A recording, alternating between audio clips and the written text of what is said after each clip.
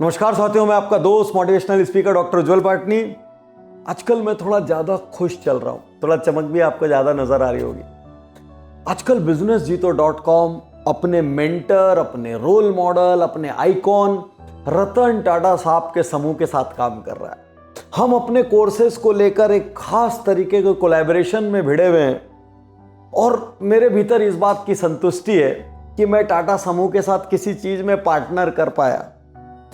देखिए, हर कोई रतन टाटा बनना चाहता है, उनके जैसा सम्मान हासिल करना चाहता है, प्रसिद्धि हासिल करना चाहता है, एक आइकॉनिक स्टेटस हासिल करना चाहता है, भगवान का दर्जा। मतलब वो कभी कुछ गलत कर ही नहीं सकते। उनका नाम जिस प्रोडक्ट पे लग जाए वो प्रोडक्ट मानो फुल प्रूफ हो जाता है, एथिकल हो जाता है। इवन एक स्टेज पर एक दूसरे आइकन नारायण मूर्ति भी जाकर रतन टाटा के पैर छूते हैं और वो कॉरपोरेट जगत की एक बहुत बड़ी घटना बनती है। लेकिन क्या कभी आपने सोचा कि रतन टाटा को रतन टाटा बने रहने के लिए कितने जतन करने पड़ते हैं, कैसा जीवन जीना पड़ता है, कैसी सोच रखनी पड़ती है। आज मैं आपको 3 किस्से, कहानियां, इंसिडेंट्स, इवेंट सुनाऊंगा और तब आपको शायद समझ आएगा कि रतन टाटा एक व्यक्ति नहीं है, शायद वो जीवन जीने की शैली का नाम है, शायद वो सिद्धांतों की एक बुक का नाम है। एक बार रतन टाटा साहब को इंग्लैंड में एक अवार्ड के लिए इनवाइट किया गया। इनवाइट करने वाले कौन? Prince Charles.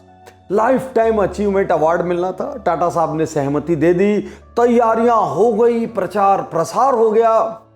लेकिन एन मौके पर रतन टाटा साहब ने अवार्ड में जाना कैंसिल कर दिया। अब जब आप कैंसिल करने का कारण सुनेंगे ना, आपको समझ आएगा ये व्यक्ति महान क्यों है। इनके 2 पेट्स थे, टेंगो और टीटो। इन्होंने कैंसिल क्यों किया? क्योंकि इनका एक पेट गिर गया, गिरने से वो टेरिबली इल हो गया और इनको उसकी चिंता हुई। इन्होंने कहा अवार्ड लेने से ज्यादा जरूरी है कि मैं अपने पेट की देखभाल करूं। और कोई होता ना, सब कुछ छोड़कर चला जाता, इतना बड़ा प्रतिष्ठित जीवन भर का अवार्ड। लेकिन रतन टाटा ने अपने पेट के लिए उस अवार्ड को ठुकरा दिया। और जब प्रिंस चार्ल्स को यह बात पता चली तो वो क्या कहते हैं? This is true human.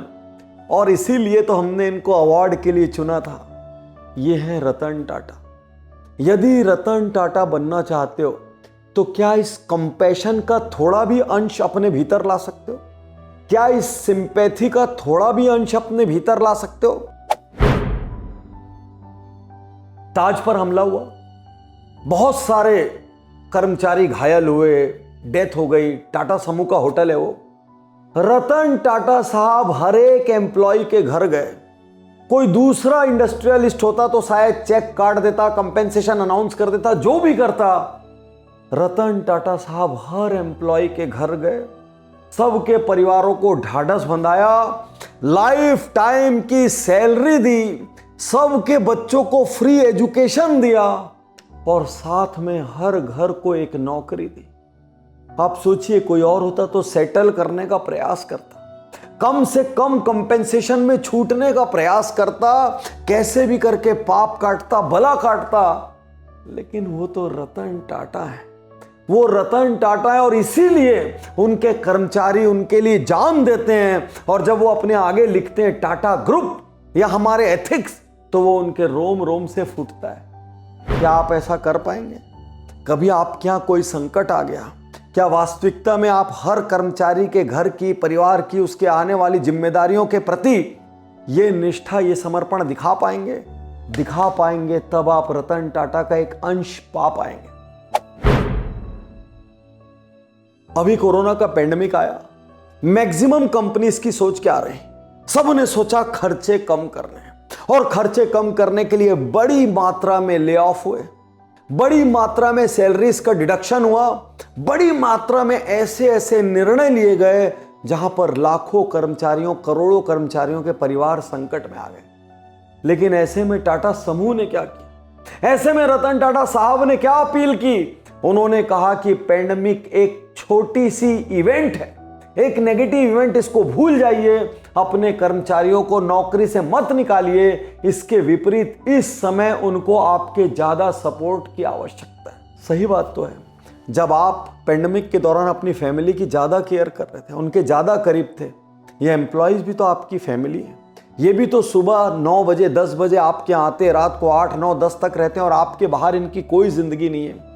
जब आप अपने परिवार की देखभाल कर रहे थे तो आपके एम्प्लॉयज़ भी तो आपका परिवार हैं, आपको उनकी भी तो देखभाल करनी पड़ेगी। यदि आज की ये तीनों कहानियां आपको इंस्पायर करती हैं तो आपके सामने अगला और बड़ा सवाल है कि आप अपने बिजनेस में, अपने करियर में, भले आप ओनर हो, आप एम्प्लॉय हो, आप स्टूडेंट हो, आप जो भी हो, आप कैसे बिहेव करेंगे जिससे रतन टाटा का अंश आपके भीतर आ सके। मैं कहीं भी किसी भी सेशन में किसी से भी पूछता हूं आपका रोल मॉडल कौन है बिजनेस में, 90% लोगों के टॉप 3 में रतन टाटा जी जरूर रहते हैं। लेकिन रतन टाटा जी की महज तारीफ करने से या उनके कशीदे पढ़ने से कुछ नहीं होगा। आपको सोचना पड़ेगा, मैं अपनी पॉलिसीज में, अपने सिस्टम्स में, अपनी सोच में, अपनी प्रैक्टिसेस में, अपने विजन में ऐसा क्या परिवर्तन करूं जिससे कि मैं ऐसा ही सम्मान, प्रसिद्धि और ट्रस्ट पा सकूं। सबसे बड़ा वर्ड ट्रस्ट, जो आप कहीं से भी नहीं खरीद सकते। वो ट्रस्ट धीरे धीरे धीरे धीरे करके आपके आचरण से पैदा होता है। मैं तैयार हूं।